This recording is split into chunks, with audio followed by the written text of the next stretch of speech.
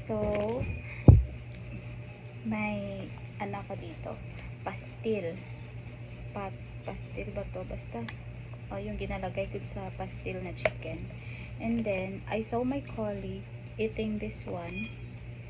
Tapos, naalala ko yung roommate ko na si Paisada Sulaiman. And then, when I was in college, naalala ko siya. Kasi ito yung, niya, bit niya papuntang university, balik sa amin. So, ayan, kapag wala kaming ulam na dalawa, tsaka wala na kaming pera, ito yung laging inuulam namin. Kasi matagal siyang makonsume. Matagal mo talaga siya makonsume. Ito siya. So, ayun, nakita ko makain yung colleague ko, naalala ko si Ada, naalala ko si Ada na kumakain ito. Sabi ko, Ada, gawan mo ko niyan. Ayan. So, Ada,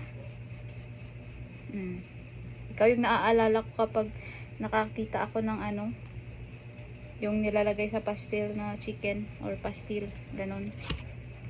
Sarap nito. Sarap nga. Anghang. Kasi request ko kasi medyo maanghang. Ay, ginawa niya ko ng maanghang. Thank you pala kay Swaeb.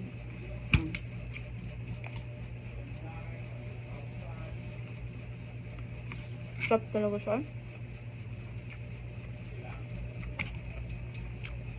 Gusto ko to kasi matagal mo siya makonsume ba. So, ayan. Sarap talaga siya.